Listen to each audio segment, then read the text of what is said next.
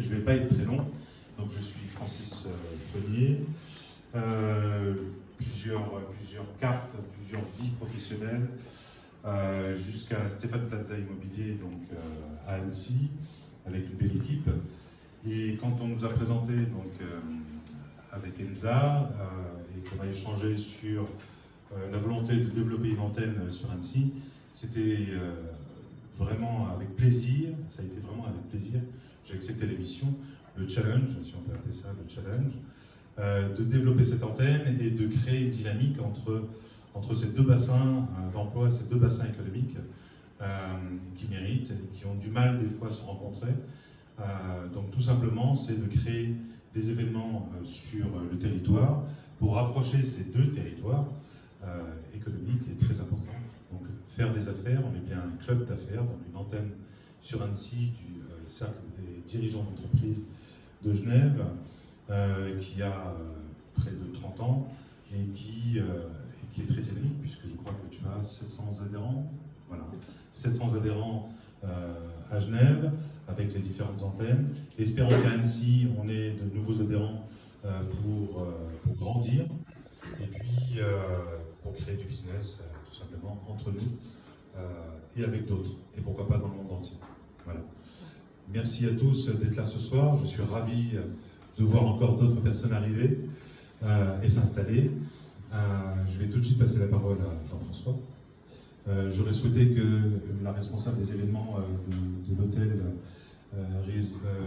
Le Rivage Hôtel Resort Spa vienne faire un petit mot d'accueil.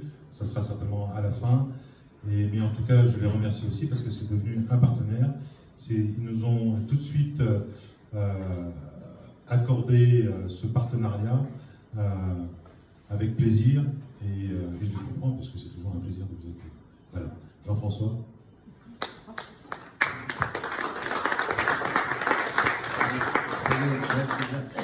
Bonsoir. Bonsoir à tous. Je n'ai pas prévu mon intervention de la façon que je voulais la commencer, mais je vais rebondir sur ce que dit Enza. Vous savez, pour réussir dans la vie, il faut donner du temps. Et nous, on a toujours chassé ensemble en meute. Tu as parlé de 94. Pour moi, les relations avec la Suisse, elles ont commencé en 77.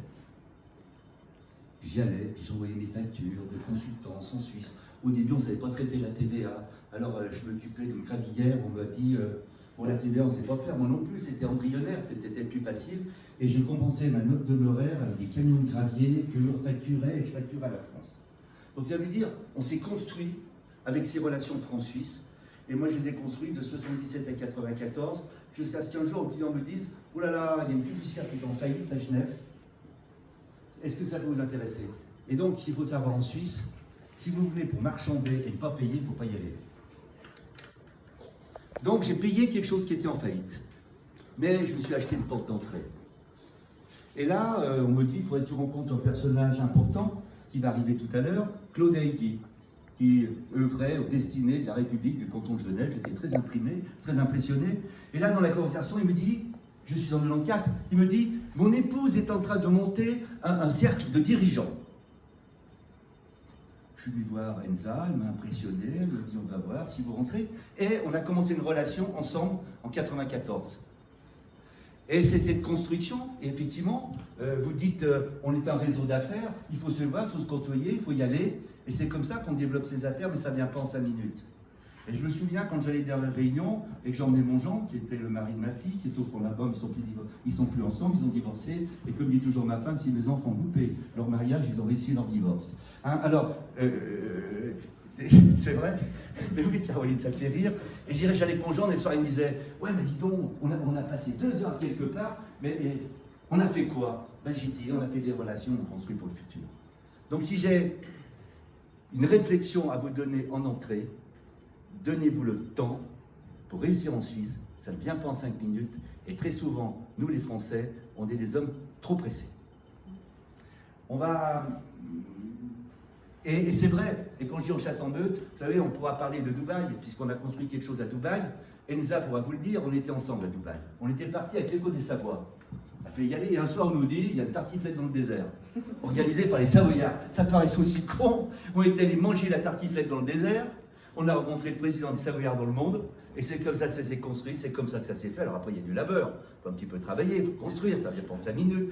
Et notre ami Edgardo, qui j'espère nous rendra prochainement un CPE dans le Val d'Ost, hein, je dirais, il a vu, il l'a ramené à Dubaï, et puis on voit, puis ça se construit, et puis ça se fait, mais ça ne vient pas en 5 minutes. Je me donne 10 ans pour réussir, comme je m'étais donné 10 ans pour réussir à Genève. Mais il est là le marché. À vous de l'avoir, moi je ne vous connais pas tous, je ne sais pas quelles sont vos spécificités. Alors après, dans vos spécificités, c'est toujours le tableau à double entrée qu'il faut faire. Il y a un moment donné, qu'est-ce que je sais faire? Pas du tout bien, jusqu'à très très bien. Et dans ce que je sais faire, pas du tout bien, très très bien, ça correspond à tel marché. Vous devez crosser, et en disant entre ce que je sais très bien faire et en fonction du marché où je suis, où je peux aller. Voilà, monsieur Haïgui, tout le monde t'attendait à la première place. Donc, et vous crossez. Et là, vous allez tirer votre fil conducteur pour développer et pour bâtir votre schéma d'entreprise. C'est un aparté. Alors, en fait, tu fais défiler. Et puis avec notre ami Feuillet, on fait partie des compagnons de Savoie. Parce que la Savoie, c'est quand même quelque chose. Donc, comment? On aime notre territoire. On aime notre territoire. Alors, vous savez tout. Vous allez dire en réalité, ce qu'il nous raconte ce soir, ça ne sert à rien, mais je vous donne des petites piques et des petites choses pour savoir. Il faut savoir que cette Suisse, qui est petite, eh bien, elle commerce avec l'Europe. Alors, vous allez dire, c'est 52 peut-être cette année, c'est 51, 50. On va dire à 50%, elle fait son commerce avec l'Europe. Et comme elle est petite, la Suisse, et comme il ne faut pas se demander pourquoi la Suisse est bonne. Comme elle est petite, la Suisse, et qu'elle n'a pas de ressources naturelles, eh bien, elle est obligée. Et comme on veut un bonheur social, et qu'on veut que les gens aient un niveau de vie qui soit bien, donc les gens sont bien payés en Suisse, elle se doit obligatoirement de développer des produits, de la recherche, des choses à valeur ajoutée. C'est-à-dire, je dis toujours, la différence entre la Suisse et la France, on veut traiter de la quantité, donc pour gagner sa vie en France, il faut savoir prendre peu à beaucoup. En Suisse, c'est la valeur ajoutée, et dites-vous bien, quand vous y allez pour le service. Vous ne vendez pas un prix, vous vendez un service, vous vendez une qualité. Donc vous devez vendre de la valeur ajoutée. Sinon, vous ne réussirez pas. Si c'est pour aller dire, étant donné que je suis en France et je vais vendre un produit low cost, machin, il faut mesurer mes propos. Et je vais attaquer le bas de gamme, le machin, tous ces trucs-là, avec des grandes ambitions de vendre. Un jour, moi j'ai vu Florette, ils ont plié bagages 2 ans après, ils m'avaient dit le couture, je sais. Mais on ne vend pas en Suisse les salades comme on vend les salades en France. Donc ayez une réflexion de valeur ajoutée. Mon produit, embellissez-le, regardez, notre fondu n'est pas la même. Il y a une autre valeur ajoutée. Donc, ensuite, nous sommes marqués par une géographie. Nous sommes marqués par une géographie. Vous voyez que Genève est là. Genève a très peu. Alors, les chiffres que j'ai mis, des fois j'entends 4, des fois j'entends 5. Mais Genève, le canton, n'a qu'une frontière de 5 km avec le canton de Vaud, donc c'est-à-dire la Suisse, et tout le reste. C'est sympa à faire d'ailleurs en vélo. Vous avez 110 km de faire, c'est toute la France. Donc il est inévitable que nos relations soient marquées. C'est bloqué. Donc inévitablement, on doit communiquer, correspondre et faire. Tu me passes le suivant? Voilà. Alors, je vous donne un petit peu la relation France-Suisse que vous voyez. Je vous ai dit la Suisse avec l'Europe, après c'est la Suisse avec la France, puis après c'est la Suisse. Et quand on dit la Suisse, c'est principalement le canton de Genève avec notre région périphérique. Mais ce qu'il faut savoir, la Suisse est le 9e partenaire commercial de la France, 4e hors européenne. La France est à l'inverse le 4e partenaire économique de la Suisse. Et globalement, on s'aperçoit la typologie. Vous voyez, quand nous attaquons en Suisse, on y va avec 1570 entreprises pour 78 000 personnes.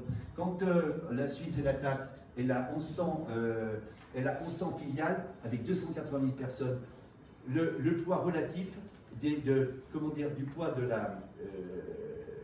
la Suisse, parce que si vous avez 1100 par rapport à 280 000, ça fait des entreprises en moyenne à 28 personnes.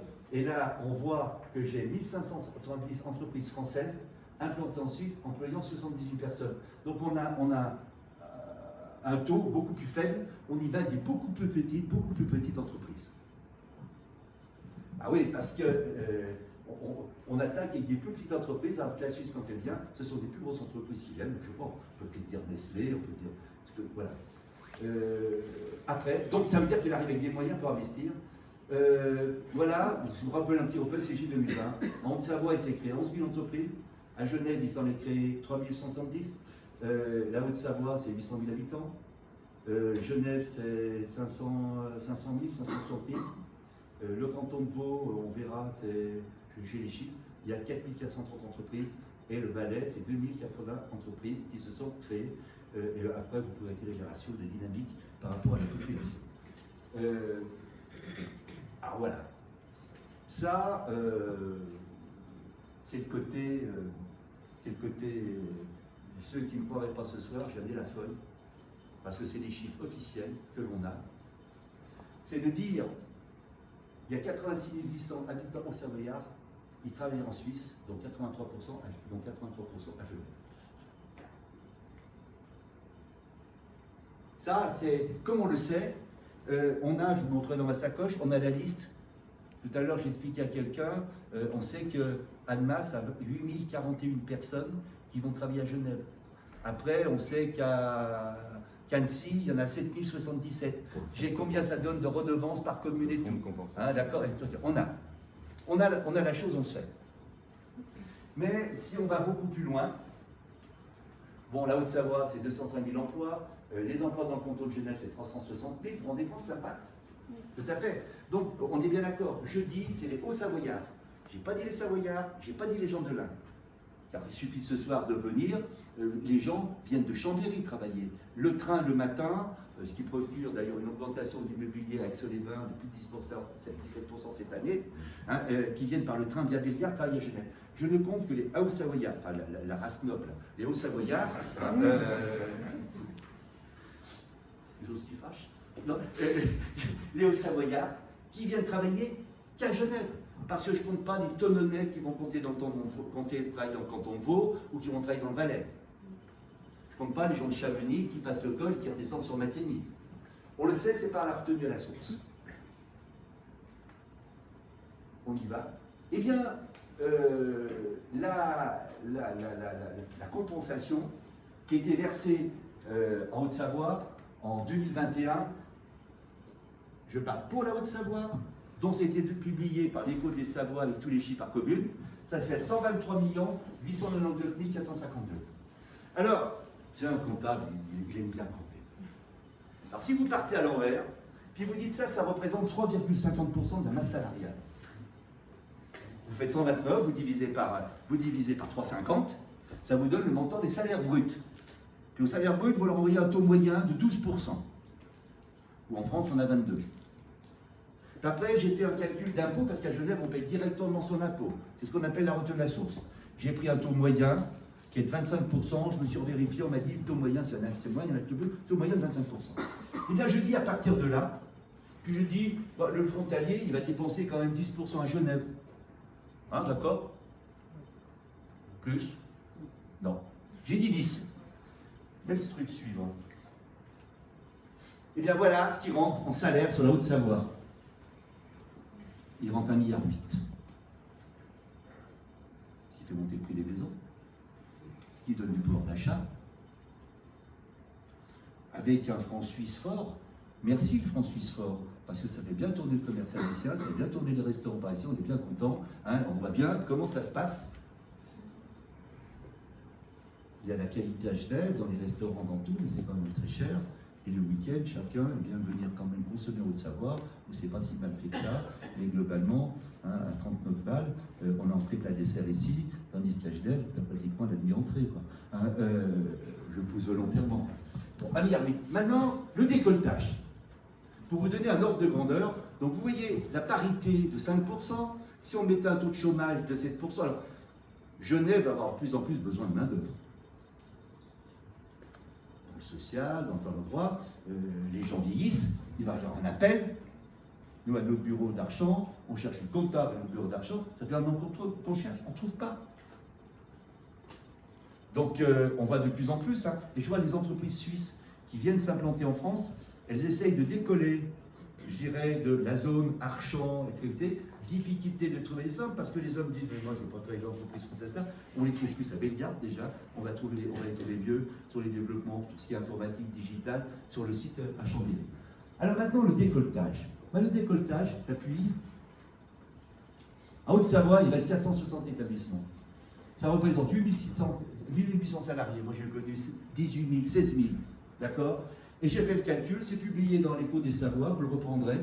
Hein, c'est pas ma Bible. Hein, et puis je pars des 350, je ne sais plus combien. Alors là, je dis la masse brute, il y a 22% en taux moyen de retenue, ce qui fait que ça fait 247 millions de salaires nets. C'est 20% de notre PIB, on le savoir. Et globalement, hein, ils n'ont pas encore payé l'impôt sur le revenu.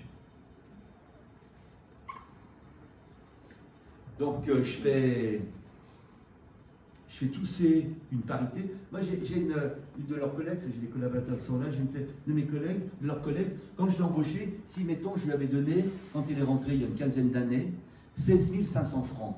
Quand il rentrait le soir, il avait 10 000 euros. Aujourd'hui, à même revenu, que je ne vais pas augmenter, qu'elle est toujours 16 500 francs, maintenant elle a 15 500 euros. De par l'euro qui s'affaiblit par rapport au franc suisse. On continue. Alors, comment est composé le tissu économique, par contre, en Suisse? Il est composé comme en France. La difficulté, c'est d'avoir des renseignements. On ne publie pas en Suisse les bilans, comme on les publie en France. On ne les publie pas. Donc c'est difficile de savoir. Ce matin, je recevais un chef d'entreprise de la région et qui me disait, mais j'aimerais bien, voilà, comment on pourrait, il y a cette entreprise, est-ce que tu peux savoir les chiffres et tous ces trucs-là et tout. Il sait même. Je lui dis, c'est pas comme en France, on ne publie pas, on n'a pas les choses, c'est plus compliqué. Par contre, on connaît le tissu économique et c'est assez amusant. Autant viennent en Suisse s'implanter des entreprises qui sont plus importantes que les Français qui vont s'implanter en Suisse. Par contre, le tissu économique en Suisse, il est 89,7%, hein, c'est des entreprises de moins de 10 salariés. Et quand on regarde les entreprises en Suisse, moi j'aime bien, quand j'ai discuté avec un patron en Suisse, il a une entreprise plus petite, mais il la connaît parfaitement. En France, on court toujours, j'oublie pas que je suis d'Annecy, hein. Je suis savoyard. Mais je fais la comparaison, et ce que je vous dis, je vous livre une vraie objectivité, qui ne peut engager que moi, et je vous dis profondément ce que je ressens, ce que je vois. Moi, mes clients, et en France, on est toujours en train de courir après la taille critique, qu'on n'atteint jamais.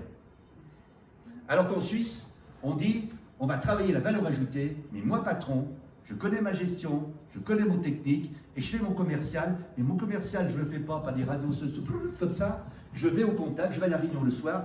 Il faut voir. Moi, j'ai jamais vu, par exemple, une réunion de la chambre de commerce à Annecy avec une intensité comme il peut y avoir quand il y a les choses de la FER ou les choses de la chambre de commerce. Il y a une intensité qui se passe et les gens s'intéressent. Et le chef d'entreprise en Suisse, moi, quand je discute avec lui, il connaît sa gestion, il connaît sa boîte. Il ne dit pas, on va voir le comptable, il t'expliquera. Je force le trait. Il connaît sa technique, il ne dit pas, va voir mon chef d'atelier. Et par contre, il connaît ses clients. Donc réussir en Suisse, ça veut dire qu'il faut vous dotiez de ce côté, comme on faisait à l'ancienne. Vous me direz, ça me va bien. Mais attention, hein, on reste bien les pieds dans la terre et on ne rêve pas.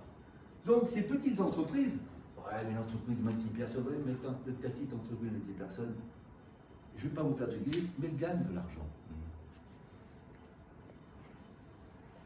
Après, c'est pas beau, 4,4 des petites entreprises de 10 à 49. Et après, on voit les grosses entreprises, c'est pas énorme. La Suisse, c'est pas tout Rolex. La Suisse, c'est pas tout Nestlé. Mais c'est ce tissu économique de petits chefs d'entreprise avec qui on discute et tout, petits, pas petits chefs d'entreprise, mais des entreprises à taille humaine. Ensuite, en France, le taux horaire est de 10,85 de l'heure. En Suisse, on a un salaire minimum qui est ramené à 42 heures, parce qu'on travaille 42 heures. En France, je fais 35 heures, ça me fait 1645,58. En Suisse, certes, je travaille 42 heures, mais je fais 4234 en Suisse. Donc, vous divisez par 1,03 et ça vous fait qu'à peu près 4000 euros. En Suisse, attention au diplôme. Il y a des salaires minimum garantis. En même temps, ce soir, s'il faut qu'on allume un jour sur des questions fiscales beaucoup plus importantes, ou les affaires sociales, Guylaine est venue. Avec Guylaine, on fait des réunions ensemble. Je fais plutôt la TVA fiscale et Guylaine fait tout le social. Alors Guylaine est juriste social. Elle a ses bureaux à la Coraterie, mais elle est indépendante, mais elle a ses bureaux à la Coraterie. Elle vient de finir parce que j'avais peur de ne pas m'en souvenir. Alors, vous voyez, elle n'est pas comme les comptables, elle n'est pas comme nous, elle ne fait pas du crédit.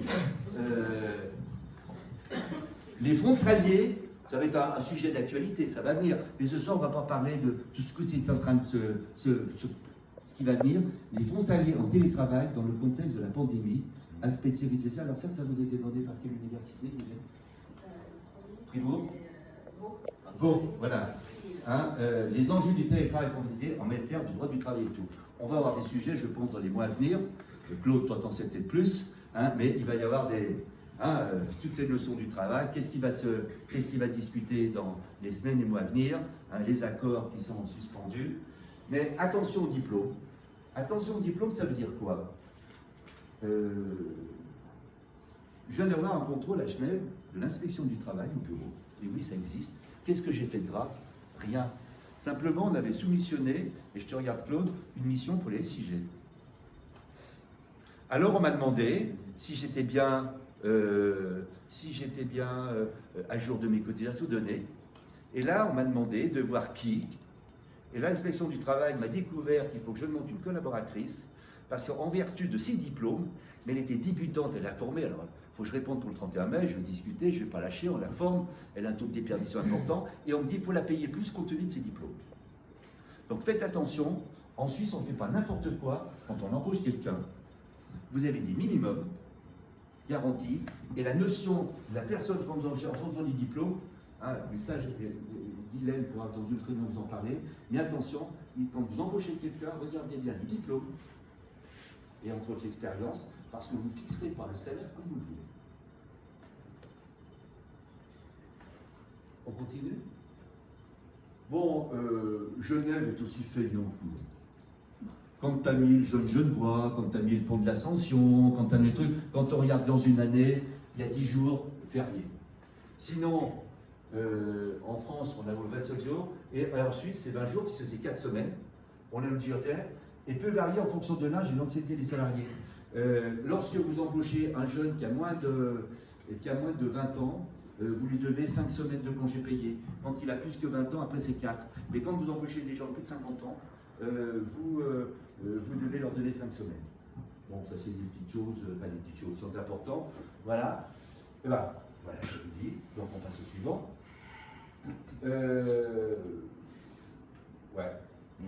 Ouais. C'est QFD. Hein. Donc c'est sûr, si c'est pour aller vendre du low cost, vas-y pas, hein, t'es mal. Voilà. Alors, vous êtes bien d'accord, quand vous faites vos fiches de paye tous les mois, quand vous donnez 100 bruts à votre collaborateur, vous rajoutez 45%, hein, j'ai fait une moyenne, hein. Alors je ne vous traite pas comment Isabelle est là, alors bien sûr avec son équipe en social, elle vous fait les machins, les salaires, les trucs, on est vachement compliqué là. Nous en début d'année, pour les salaires de la coraterie, j'ai fini les salaires. Quand j'ai défini les salaires, je fais mon calcul de cotisation, et puis je dis, je verse un 12e, tous les mois, c'est viré. Puis il y a ma régule en fin d'année. Puis si j'embauche plus pendant l'année, ben, j'essaye de rectifier, voilà, c'est fini. quand je vois comment elle s'arrache, qu'il faut faire les réductions de ceci, ça, même moi, j'ai comprends plus. Non mais attendez, il faut voir les réductions, les machins, les trucs, d'autres. C'est très compliqué chez nous en France, et on en arrive à un taux de 45% social. En Suisse, j'ai forcé le trait, Guylaine me dirait, Jean-François, j'ai forcé le trait, je suis plus à 22, à 20-22, je vous ai mis, quand tu donnes 100, ça fait 145, et quand tu donnes 100, ça fait 125, et c'est même moins, j'ai préféré forcer le trait dans le sens. Par contre, quand vous prenez le bulletin de paie d'un de vos collaborateurs ou autres, vous lui donnez 100 brut, il lui reste moins 22, il lui reste 78. En Suisse, en ayant bien assuré la vie, vous retenez à votre collaborateur, voilà, on vous raconte, oui, on avait dû mal taper, là il n'a pas rectifié, c'est 122, salaire brut, 100 plus 25, 125 ça fait 122, et là, la retenue du salaire pour le salarié, il est de moins 12, il reste 88. Ça aussi, c'est sûr que le matin, le frontalier, il doit se déplacer, il doit venir, il a des frais de déplacement. Maintenant, on n'a plus d'éligibilité comme avant sur les frais. Enfin, c'est peut-être moins facile qu'avant, mais les salariés frontaliers, ils ont gagné pendant des années avec la différence de change. Après, fiscalité des entreprises. Alors, il ne faut pas dire que la France est un méchant pays. La France est un très très gentil pays. Il ne faut pas avoir peur de l'administration fiscale. Bien au contraire, parce que ce n'est pas vrai. Si on fait bien les choses, si on est bien dans les délais, si on explique bien, si on dit bien, c'est sûr qu'il y a du formalisme. Vos experts comptables vont vous parler de l'examen de conformité fiscale. Voilà. On a dû vous parler que pour faire votre déclaration d'impôt sur le revenu maintenant, si vous signez un accord avec Exacompte, vous avez sur votre déclaration d'impôt sur le revenu, c'est plus un taux de TVA à 20%, mais à 10%, et que ça vient pour les experts comptables pour s'occuper des personnes âgées, pour faire les papiers, y compris nous. Il n'y a pas que le jardinage, il y a crédit d'impôt sur ce que vous payez, j'irai pour vos déclarations. Vous voyez, voilà comment on est tourné. Et les choses bien faites, c'est pas vrai. L'administration fiscale française n'est pas méchante. J'ai presque envie de dire, le déclaratif des déclarations à ce niveau-là, c'est presque ce qui est le plus facile et le plus simple. En Suisse, il ne faut pas se leurrer. Le bilan fiscalité présenté, il est simple. Il y a juste ce qu'il faut dans l'alias. Il n'y en a pas comme nous. Par contre, le régime fiscal de la déclaration d'impôt sur le revenu, où il faut tout dire, il faut tout faire quand vous y habitez, il descend dans le détail, il est presque plus complexe qu'en France. Donc il ne faut pas dire en Suisse, ouais, le social c'est que dalle, c'est un raisonnement qui est différent. Et ça, Guylaine, quand on en parle un jour, on parle de deuxième pilier, troisième pilier, il ne faut pas se dire, nous en France, ne pas faire comme les Parisiens ou les Lyonnais quand ils arrivent en Suisse. Du jour où ils ont dit, ils savent qu'on peut dire 93, ils ont cru qu'ils avaient tout compris de la Suisse. D'accord? Et ils commencent à dire, nous à Lyon, ou nous à Paris, ils commencent à dire, comment vous, en Suisse, ne pas commettre cette erreur. Donc, je dirais, non. Voilà. Donc, il ne faut pas croire, là je démystifier. En France, l'impôt sur les sociétés il est de 25%, là. Oui, 15% jusqu'à 38 120, et après c'est 25%. En Suisse, il est de 15%. Mais par contre, il y a des possibilités légales vis-à-vis de l'administration de provisionner, de créer des provisions qui abaissent le résultat. C'est-à-dire qu'en fin d'année, vous prenez vos comptes clients, en dehors des clients douteux que vous avez provisionnés, les autres clients, vous pouvez les provisionner à 5% forfaitaire, 10% s'ils sont à l'étranger. Votre stock, comme vos travaux en cours, vous pouvez les provisionner pour un tiers. C'est pas du... C'est comme ça. Vous êtes dans la légalité. Donc les jeux de provision, des provisions de renouvellement et tout, c'est beaucoup plus ouvert que ce qu'on peut faire nous en France, on est très verrouillé à ce niveau-là. Donc le 15%, on peut l'interpréter. C'est vrai qu'avant, il y avait les sociétés de domicile, les sociétés qui faisaient de l'international et tout, on pouvait aider ces réductions et tout. Mais là, elle est en train de se discuter. J'entendais à l'Assemblée de la Fédération des entreprises romandes la semaine dernière que vraisemblablement, on pourra rejouer tout avec l'impôt. la Suisse a dû mettre un impôt à 15% parce qu'il y a quelque part, c'est l'Europe et tous les pays. Mais on pourra recréer d'autres déductions qui font que, hein, vous savez, c'est comme on dit, on baisse les taux d'impôt sur le revenu en France. Mais en réalité, étant donné qu'on réduit des abattements par ailleurs, c'est votre taux, qu'il en soit, il augmente. En Suisse, on dit, on va rester à l'impôt à 15 si on l'impose. Mais par contre, on va pouvoir vous donner des petites déductions ailleurs. Du style, ça fait peut-être sourire, mais une voiture, elle est amortissable jusqu'à 100 000 francs. On n'a pas les mêmes réintégrations fiscales. Hein? Eh bien, c'est comme ça. C'est pas de dire. Alors, est-ce qu'il vaut mieux que je professe en indépendant ou en société? Bien entendu, professeur en indépendant, c'est facile. Je me crée et je ne suis pas obligé de constituer un capital. Je ne suis pas obligé de trouver un directeur, un co-gérant ou un administrateur. On y reviendra. C'est facile. Donc, si je suis binational, je n'ai pas besoin de déposer un business plan. Hein, si je peux être un Suisse vivant en France, ou je peux avoir la binationalité. Si par contre, je n'ai pas cette particularité-là, il va falloir déposer ce que j'appelle un business plan pour prouver que ce que vous venez faire en Suisse, il y a une réalité économique. Alors, si vous dites ma réalité économique, j'étais fleuriste à tel endroit, et mon patron m'a demandé de le mettre à mon compte, et j'ai du boulot parce que mon patron va me prendre en sous-traitant comme fleuriste. Eh bien, on va vous dire, madame, vous ne pouvez pas être assistante de votre patron comme fleuriste parce que vous n'avez qu'un seul employeur. Il vous en faut 3. Alors, débrouillez-vous pour aller travailler à d'autres endroits, faire d'autres choses, hein, mais que vous ayez au moins 3 employeurs. Donc, on ne peut pas s'installer comme indépendant alors que vous en ayez 2 en disant le 3e, il va venir. Alors, si ça passe, mais qu'est-ce qui se passe? À un moment donné, ça fait 3 mois, 6 mois après, il y a la patrouille des glaciers qui arrive. Et elle dit, la patrouille des glaciers, montrez-moi, vous avez bien encaissé des sous, parce qu'on peut faire des tas de factures, hein, puis pas les encaisser. Montrez-moi que vous avez dépensé du téléphone, des kilomètres pour aller chez vos clients. Démontrez-moi que votre entreprise indépendante, elle a une réalité. Alors en Suisse, on peut jusqu'à 100 000 francs de chiffre d'affaires ne pas être inscrit au registre du commerce. Vous identifiez vis-à-vis des impôts et vous n'êtes pas inscrit au registre du commerce. Vous pouvez ne pas être à la TVA jusqu'à 100 000 francs de chiffre d'affaires. Je n'ai pas mis tout ça, hein, j'aurais pu le mettre. Hein, c'est facile à faire. Ça, c'est la première des choses. Vous êtes indépendant, vous êtes vous, c'est à votre nom. D'ailleurs, on dit ça en Suisse, ça s'appelle une entreprise en nom. Hein, jusqu'à 500 000 francs, vous pouvez avoir une comptabilité simplifiée. D'accord? Et il y a des activités, par exemple les gens qui sont dans la formation, on a des seuils beaucoup plus élevés, hein, jusqu'à 300 000, on n'est pas obligé de se mettre à la TVA.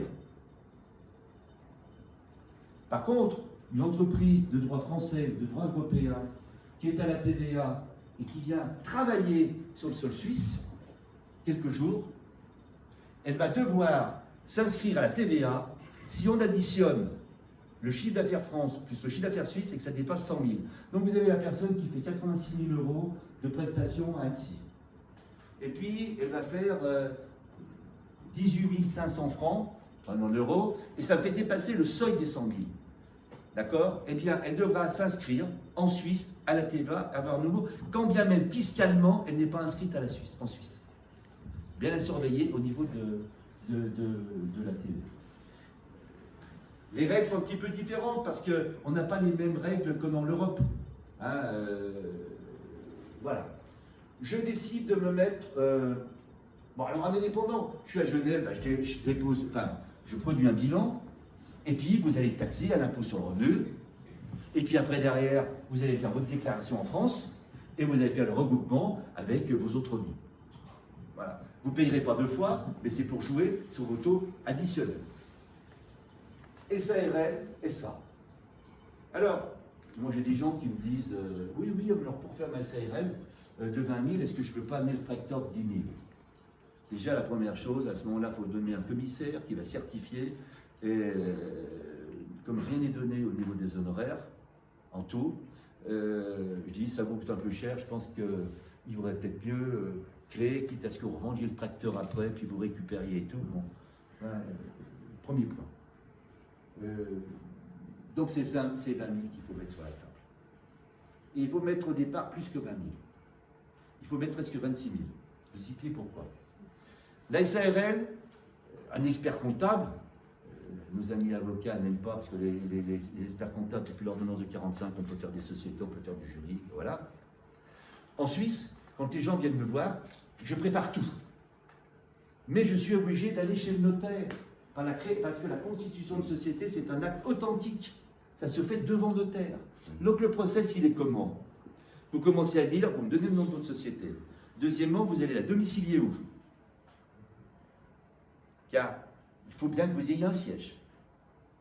Vous prenez dans un bureau d'affaires, pour les machins, parce qu'au début, je vais prendre une domiciliation parce que je ne suis pas très grand. Ensuite, on va vous dire, ouais, t'es suisse, mais t'habites en France. Alors dis-moi qui va te représenter. Alors en général, dans une société anonyme, on met un administrateur. Dans une SARL, on met un co-gérant. Mais il faut que ce soit la personne qui, globalement, si la société a des ennuis, partiez, vous ne reveniez pas, et puis qui a des dettes à la TVA et qui a des dettes aux charges sociales, eh bien, l'administrateur ou le co-gérant, il engage sa responsabilité. Donc, les gens vont regarder. On a toujours des mecs qui se perdent un peu dans le truc. Alors, aujourd'hui, il y a une souplesse. Moi, quand on me demande et tout, on a la possibilité d'être directeur. C'est-à-dire qu'on représente, mais on n'engage plus notre responsabilité à ce niveau-là. D'accord? Mais dites-vous bien, vous pouvez être suisse, et du fait que vous habitez en Europe, ce n'est pas spécial à la France, hein, vous habitez en Europe, vous devrez avoir quelqu'un qui vous représentera dans votre société constituée. Donc on va bien. Comment ça se passe, le schéma? J'ai bâti les statuts, j'ai trouvé le directeur, j'ai trouvé le siège social, je vois le notaire. Bonjour notaire. Alors il regarde, il valide, projet. À ce moment-là, le projet, on va le porter à la banque. Ou on l'a fait venir à la banque. On dit c'est bien nous et ma société ne fera pas de l'appâturage bidon venant du Nicaragua. La Suisse, on l'a, de par les Américains, encore eux, on les a beaucoup. Ils ont les pieds sensibles parce qu'on a beaucoup tapé sur la Suisse. Et ils en ont fait bien moins que les Américains. D'accord? Donc à partir de là, je dirais, il y a ce formalisme qui est très très important à ce niveau-là. On continue. Oui, ce qu'il y a de bien, vous savez qui est votre interlocuteur, vous communiquez par Internet, le gars il vous rappelle, c'est rapide et tout. Ça c'est très confortable, même si en France ça s'est énormément amélioré. Hein, très confortable. Alors, le gros frein, c'est bien d'avoir des grandes ambitions, pas d'argent, pas de Suisse. À partir de là, si vous avez un grand projet, et puis vous faites vos budget, besoin en fonds de roulement, toutes ces choses-là, c'est vrai qu'en France, on mobilise plus, on crée plus du leasing, on crée plus des financements. C'est vrai qu'on fait une société au capital de 1 000 €, hein, on voit ce que ça donne quand ça arrive au tribunal, hein, d'accord? Comme il n'y a pas des gens pour regarder, hein, vous montez votre société, même si vous êtes dans l'autre pays et tout, pas de problème. Hein. Et souvent, quand des chefs d'entreprise suisses font une boîte en France, ils me disent on ne va pas chez le notaire. Je dis non. Puis le capital, ce que vous voulez. Hein, mais il ne va pas y avoir un représentant légal. Non, mais c'est vrai votre truc. Ben, je dis, c'est pour ça qu'il y a beaucoup plus de défaillances d'entreprise. Du jour on enlève une surveillance, du jour on enlève un petit peu de capital, du jour on enlève le risque que si ça, vous savez, quand il y a des gens qui font des trucs un petit peu là, au tribunal, il faut dire à un procureur, et alors, il me dit on n'a pas d'homme hein, pour poursuivre déjà qu'on a du mal à garder les tueurs et les violeurs, donc il se met qu'on s'embête pour les affaires financières. Je pousse le raisonnement, mais c'est vrai. Donc, difficulté de trouver des financements et attention à la notion d'engagement. C'est clair. Très souvent, ce qui va freiner vos ardeurs, Alors, quelles sont les banques qui connaissent, avec qui on travaille? Parce qu'elles disent, bon, bah d'accord, on vous prête en Suisse parce qu'on ne vous connaît pas la France. C'est la Banque du Léman. C'est la filiale de la Caisse d'État. Elle comprend. Crédit Agricole, ils ne font pas banque. Vous allez au CIC, ils vous demandent de mettre une caution déjà, là. Vous cherchez du fric, vous dites, mais encore, donc ça ne peut pas jouer. Donc, bon, nous on travaille surtout les banques qui comprennent le mieux, parce que c'est toujours des questions d'hommes. Nous on travaille beaucoup avec le Crédit Suisse et puis la Raiffeisenbank. C'est peut-être, c'est un peu la Raiffeisen, c'est un peu le Crédit Agricole, c'est le plus adapté. Hein, voilà. Donc, c'est de se dire, n'y allez pas pour emprunter le capital. 2, attention, si vous avez de grandes ambitions d'investir, alors effectivement, il y a un organisme qui appartient, je dirais, à l'État de Genève, la FAE, financer autrement les entreprises. Alors on monte un dossier, c'est vrai qu'on peut bénéficier d'aides par de la création d'emplois, c'est vrai qu'on peut avoir des prêts, à ce moment-là il faut payer une assurance pour la caution et tout, bon effectivement on peut, mais c'est pas facile. Hein. Donc ne partez pas en disant j'ai 20 000 balles et je vais investir 200 000 et je pars à la fleur de fusil. Attention, attention à ce genre de choses. Deuxième point, c'est la notion d'engagement. On ne va pas. Il ne faut pas se vexer. Mais où que vous alliez, que vous allez prendre un bail, un machin tout, moi je vois là où je suis à la Coraterie depuis 1994, quand j'ai voulu faire l'extension il y a quelques années, on m'a dit ok, mais vous me filez vos déclarations d'impôts fournues, vous montrez, ils m'ont demandé le bilan de la Coraterie, tout, hein, pour bien s'assurer, chez Broyet, ils m'ont pas, d'accord, boum, boum, boum. Hein, ils te demandent, hein, et ils te disent, bah, vous allez donner la caution de... Donc, alors il y a des organismes qui peuvent donner la caution pour vous, c'est une question. Mais dites-vous bien, attention, avant d'aller vous lancer, avant de dire, je vais m'implanter et tout, regardez bien que vous pouvez vous offrir le local que vous voulez. Hein, c'est pas facile. Donc, je ne veux pas vous refroidir, mais c'est ça qu'il faut bien regarder. Donc, à un moment donné, attention dans les ambitions que vous pouvez nourrir. Après, eh bien, on avait commencé par temps. On avait commencé par ça, pour réussir en Suisse, prendre le temps de bien connaître son marché. Il faut le connaître. Et on n'arrive pas en disant, t'as vu, je fabrique le plus beau bijou, je vais arriver, il y a des sous, on va me l'acheter. Taratata. Avoir un bon réseau. Comme je vous ai dit, on était en meute, c'est des gens qui nous connaissons, on se donne des informations, on s'apprécie, on se respecte.